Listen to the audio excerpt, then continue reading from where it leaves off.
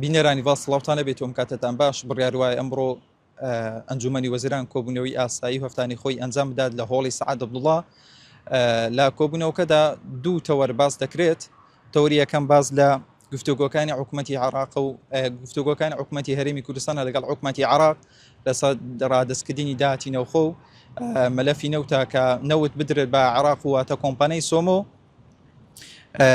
بۆیە ئەم تۆرە لەسەر ئەم تۆرە کۆنووسی هاوبەشی هەردوو لە گفتوگۆی لەبارە ئەوکرێت و لە یەکتێگەیشتن هەیە لێنەوەن هەردوو حکوومەت پاشەوەی کە هەفتەی مانگی ڕابردوو وەزارەتی سامانە سروشتەکانی هەرێمی کوردستان 11/8 بڵاوی کردووە کە لەگەڵ حکوومەتی عێراق ڕێکەوتون کە هەنادەی نەوت یاخود مەلەفی نەوت بدرێت بە عێراق، بەڵام تاوەکو ئێستا جێبەجێ نەکراوە. بەڵام تەوەری دووەمش کە باز لەوە بکرێت کە پێشنیازی وەزارەتی ناوخۆیە سەبارەت بە پێداچوونەوەی بە سیستەمی دەرهێنانی مۆڵەتی شۆفێری. بەڵێ ئەم دوو تەورە دەبن کە لە کۆبوونەوەی ئەمڕۆی هەفتانەی ئەنجومەنی وەزیران باز دەکرێت.